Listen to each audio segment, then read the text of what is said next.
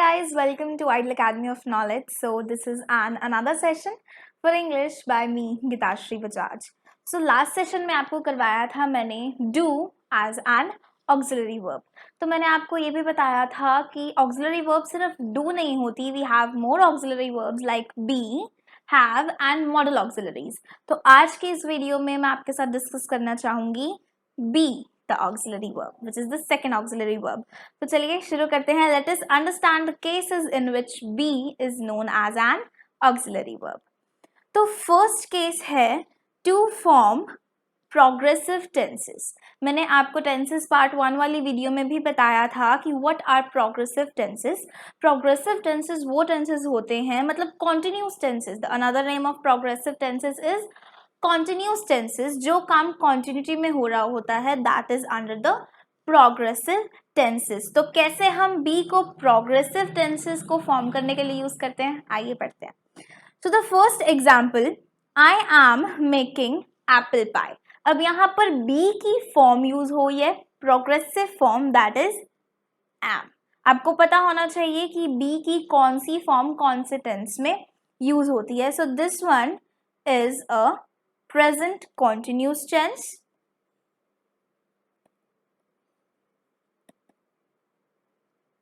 Here you can see this is a present continuous tense. तभी यहाँ पर आपका progressive में am use हुआ है plus verbs base form plus ing. In the second example we have she is doing her work. ये भी progressive है, वो अपना काम कर रही है. be की ही फॉर्म आएगी she के हिसाब से, that is because she is singular. तो यहाँ पर is आएगा, are नहीं आएगा. and in the first one with the I we use am. so यहाँ पर first वाले में am आया. तो ये भी जो हमारा second example है वो भी present continuous का है.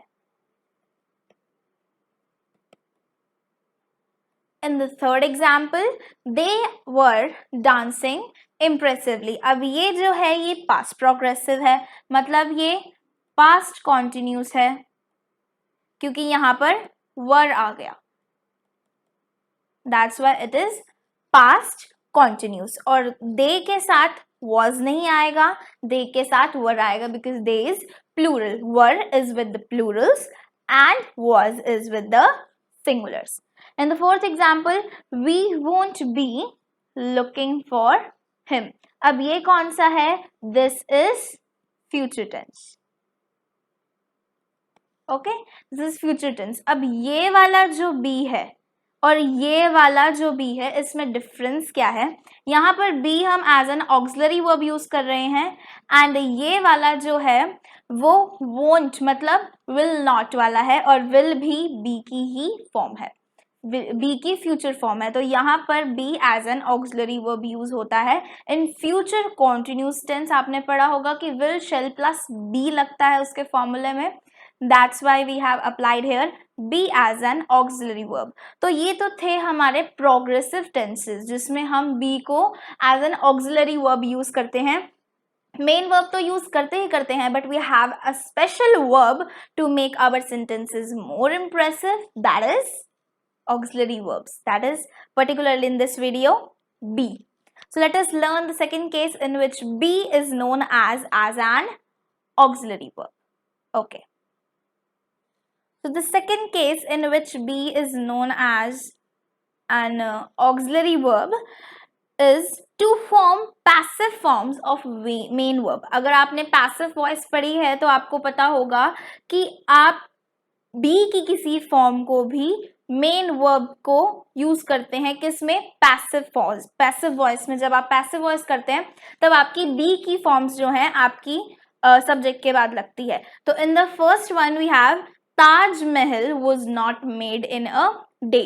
ये क्या है? पैसिव है बिकॉज हमें नहीं पता कि यहाँ पर डूअर कौन है. हमें नहीं पता. पैसिव सेंटेंसेस क्या होते हैं? Where the doer is hidden, जहां पर काम किसी और के द्वारा होते हैं. जब कोई काम को करता है, जब कोई चीज खुद नहीं होती कोई और उसे करता है, दैट इज अ पैसिव. तो यहाँ पर इसलिए यहाँ पर डूअर हमारा नहीं है, this is a passive sentence. And यहाँ पर बी की पास्ट फॉर्म यूज हुई है, that is was. Let's move on to the second example. The lessons are given by the teachers, ये भी क्या है, सिंपल प्रेजेंट का पैसिव फॉर्म है, लिख देती हूं मैं यहाँ पर, सिंपल प्रेजेंट का ही पैसिव फॉर्म है ये। The lessons are given by the teachers, यहाँ पर by के साथ जोड़ के doer दिखाया हुआ है, lessons खुद नहीं आते हैं, lessons टीचर देती हैं, इसलिए this is again a passive sentence। तो यहाँ पर be की फॉर्म आई है, that is are। The last example, English language is being very crucial these days। तो यहाँ पर ये क्या है, अब ये present continuous का passive form है, this is of present continuous passive form for English language is being very crucial these days। यहाँ पर be की कौन सी फॉर्म आई है, is, ठीक है। तो अभी हमने ये भी पढ़ा कि पैसिव फॉर्म में कैसे be को as an auxiliary verb use करते हैं। जब हम पैसिव सेंटेंसेस कर रहे होते हैं तो हमारे सब्जेक्ट के बाद be की कोई भी फॉर्म, जिस टेंस का हमारा पैसिव सेंटेंस है उसी टेंस के हिसाब से हमारा be की फॉर्म जो है वो सब्जेक्ट के साथ लगती है as an auxiliary verb. So let's learn the third case in which be is known as an auxiliary verb। So the third case is to form questions। जब हम कोई क्वेश्चन फ्रेम करते हैं, टू फ्रेम क्वेश्चंस, तब हम be को as an auxiliary verb use करते हैं। डू वाली में भी मैंने बताया था कि टू फॉर्म इंटेरोगेटिव स्टेटमेंट्स, वहां पर भी हम डू को लेते हैं। And in the tenses part 1 मैंने आपको बताया था कि हमारा हेल्पिंग वर्ब जो आ जाता है वो सेंटेंस के बाहर आ जाता है इंटेरोगेटिव में। डू में भी यही था, इसमें भी यही है। एज ए बी हमारा जो हेल्पिंग वर्ब है, जो हमारा ऑक्सिलरी वर्ब है, वो बाहर की साइड आता है in the interrogative questions. So we first example we have here, are you paying attention. यहाँ पर क्वेश्चन मार्क लगा हुआ है, so it is stated that it is an interrogative statement. All these 4 are interrogative statements because question mark चारों के पीछे लगा हुआ है। एंड कैसे पता चलता है और कि the particular sentence is interrogative और नॉट, ऐसे पता चलता है कि आपका ऑक्सिलरी वर्ब या आपका हेल्पिंग वर्ब जो है वो आपके सेंटेंस की बिगिनिंग में आता है, मिड में भी नहीं आता, एंडिंग में भी नहीं आता, बिगिनिंग में आ जाता है when you ask a question, when your sentence is interrogative. So in the first example, are you paying attention, be की कौन सी फॉर्म यूज हुई है, आर फॉर्म यूज हुई है। तो ये this is present continuous tense। The second example, is she coming for the party? This is again present continuous tense because यहाँ पर is लगा है and verb के साथ ing भी लगा है।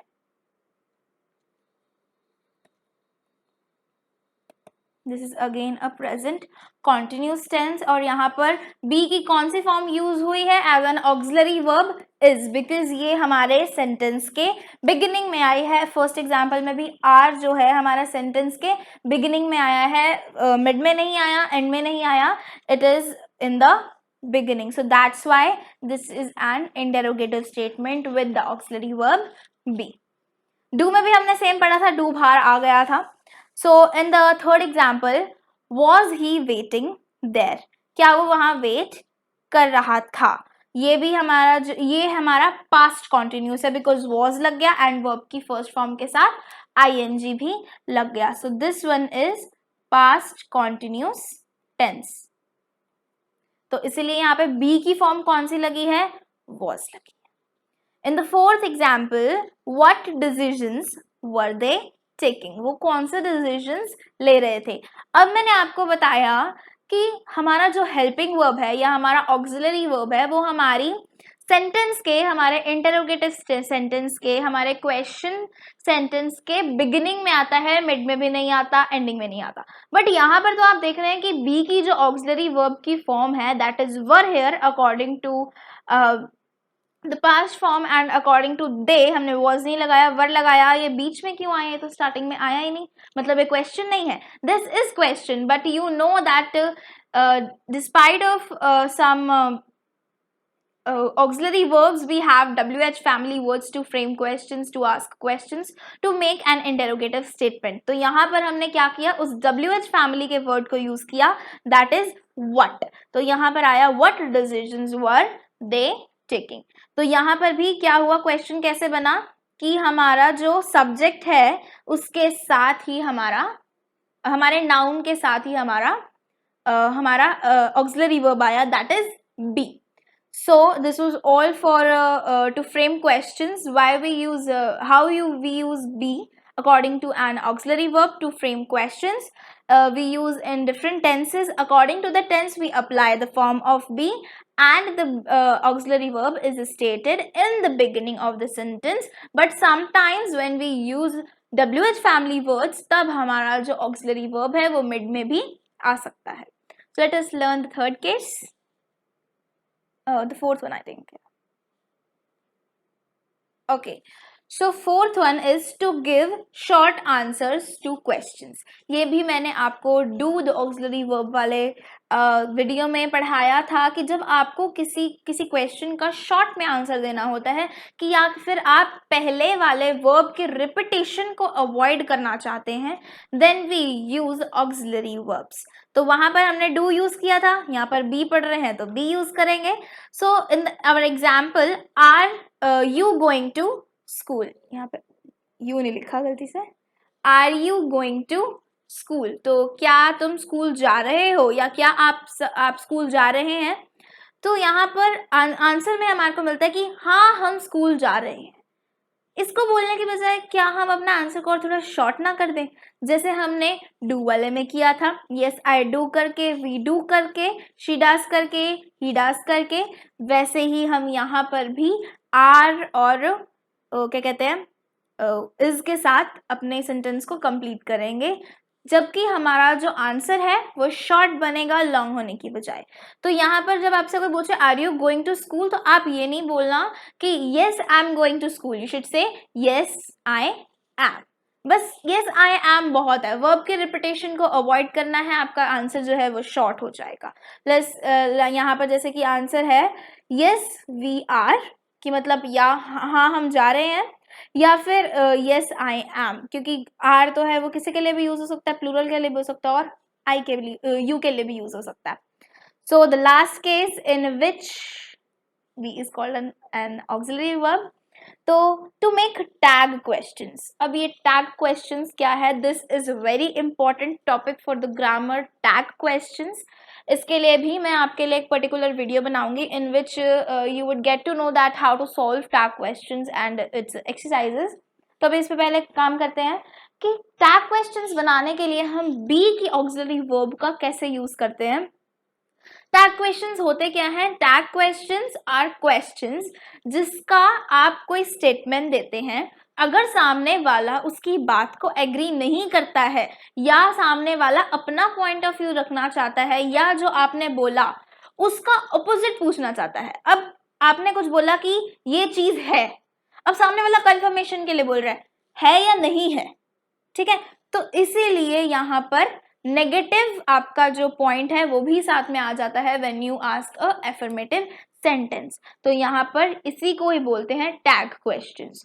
तो यहाँ पर हम फर्स्ट एग्जांपल पढ़ते हैं कि यू आर टेलिंग अ लाई, तुम झूठ बोल रहे हो. तो हम इसका जो हमारा कंफर्मेशन के लिए बोलेगा कि क्या कहते हैं, क्या तुम नहीं बोल रहे हो, ऐसे बोलते हैं ना, बोल दो कि तुम झूठ नहीं बोल रहे हो. तो इसका मतलब क्या होता है, इसका मतलब क्या होता है कि तुम सच बोल रहे हो. तो यहाँ पर क्या है, you are telling a lie, aren't you. क्यों aren't you telling a lie बोलने की क्या जरूरत है हमारे को, हमने आरंट यू ही बोला सिर्फ. क्यों बोला, आर क्यों आया, क्योंकि यहाँ पर हमारा जो सब्जेक्ट है दैट इज यू, और यहाँ पर हमारा वर्ब पहले हमारा बी का फॉर्म आ जाएगा, that is an auxiliary verb. यहाँ पर आरंट आ जाएगा एंड यहाँ पर यू आ जाएगा. मोस्ट ऑफ द टाइम आपके टैग क्वेश्चंस में क्या होता है, मोस्ट ऑफ द एक्सरसाइजेज में, कि आपकी जो फर्स्ट स्टेटमेंट होती है कॉमा से पहले वाली स्टेटमेंट, उसमें आपका जो सेंस होता है सेंटेंस का that is positive and second वाले का नेगेटिव होता है. यहाँ पे भी ऐसे ही है. In the second example we also have negative statement in the second portion which is after the comma, that is she was so beautiful, वो बहुत सुंदर थी. वाजंट शी, क्या वो नहीं थी. तो यहाँ पर हम पूछ रहे हैं कि वो बहुत सुंदर थी, क्या वो नहीं थी. We are clearing our doubt, we are making confirmation, हम अपोजिट जा रहे हैं पहले वाले सेंटेंस के. तो इसीलिए यहाँ पर बी की फॉर्म पास्ट फॉर्म यूज हुई है.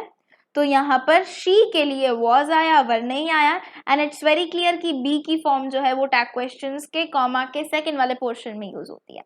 The last and the third example for today is we were going through this way, weren't we? हम इस रास्ते से जा रहे थे. अब इसका टैग क्वेश्चन क्या बनेगा? क्या हम नहीं जा रहे थे? तो यहाँ पर हम ये ना बोले कि weren't we going to through this way, हमने क्या बोला?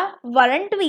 जैसे कि हम मतलब ये बहुत ही easy है समझने में, बिकॉज आपका जो पहला स्टेटमेंट होता है वो पॉजिटिव स्टेटमेंट होता है, एंड सेकेंड वाला उसका डाउट क्लियर करने के लिए होता है. जैसे हमने पढ़ा कि हम इस रास्ते से जा रहे थे, तो सेकेंड वाले में हम ये नहीं बोलते हैं कि क्या हम इस रास्ते से नहीं जा रहे थे, हम ये बोलते हैं कि क्या हम नहीं जा रहे थे. So this is tag question. I hope you have learned all the rules there where be is used as an auxiliary verb. So guys, this brings me to the end of the session, and let me make you wait for the next video. Till then, stay tuned and subscribe my channel, like the video, and share with your friends and relatives. So bye guys.